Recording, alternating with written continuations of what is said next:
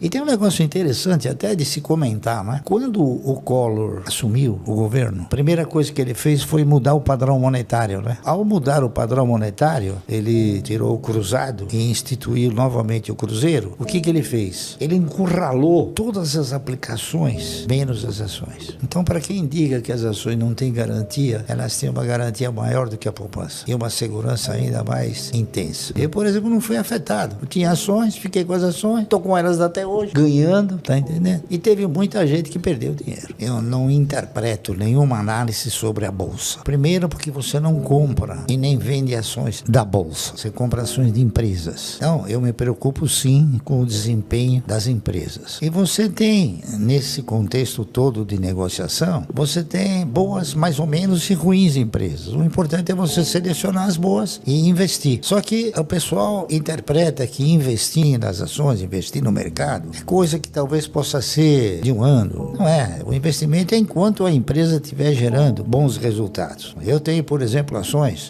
de inúmeras empresas há muitos anos, né? Eu tenho ações do Banco do Brasil que eu comprei a 60 centavos. Então o cidadão vai falar, pô, basta matar 36, por que você não vende? Porque não é um bom negócio vender. Ao contrário, tá entendendo? Por quê? Porque o Banco do Brasil me dá sistematicamente dividendos. E o que importa numa carteira de renda mensal não é quanto ela vale, e sim quanto ela te proporciona de recursos. Porque o patrimônio, no meu conceito, ele contempla o ego, mas ele não te põe dinheiro no bolso. Te põe dinheiro no bolso é o dividendo, tá entendendo? Então eu já aprendi e tento mostrar para as pessoas. Por exemplo, os camaradas compram uma ação por e veio 90 centavos, ele não ficou pobre nem perdeu tudo. Houve uma oscilação porque o mercado ele é de renda oscilante, mas o que vale são aqueles recursos que você obtém através do quê? Através da distribuição dos resultados das empresas. Esse é o fator principal. Eu acredito que investir em estatais na Holanda, na Alemanha, na Bélgica, nos países desenvolvidos, onde os administradores são administradores competentes, vale a pena. Eu compraria ações dessas empresas. Só que aqui no Brasil é difícil você recomendar. Barsi, o setor elétrico, quais são as 3 ações que o senhor mais gosta? Todas. Eu gosto de todas aquelas que geram e transmitem. Aquelas que distribuem, não. Porque o custo de geração e o investimento em geração, como o investimento em transmissão, é muito menor do que o investimento em distribuição. Distribuição, a empresa tem 70 mil clientes, né? E na transmissão tem 1 ou 2. Então, o custo é sempre menor. O custo de operação, consequentemente, o resultado é sempre mais significativo. Os melhores setores para você investir são aqueles sem o qual uma economia não funciona. Então, você tem energia elétrica, bancos comerciais, telefonia, tá entendendo? Saneamento, o senhor gosta? Saneamento eu não aprecio muito.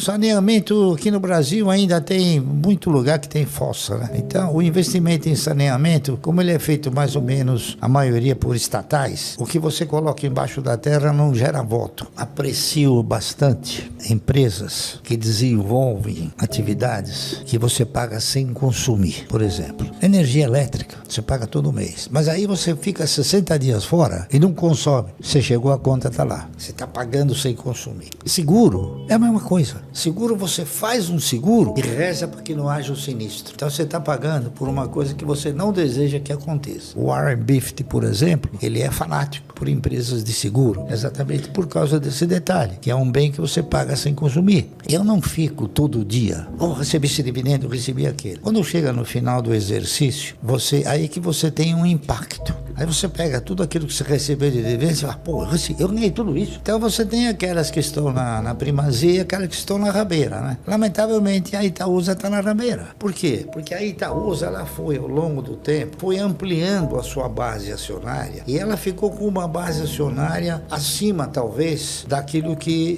se recomendaria para ela gerar um bom dividendo. Então, na hora que ela distribui um dividendo, o rateio é sobre muitas ações. Então, dá zero nada, tá entendendo? Então, o meu foco é o dividendo.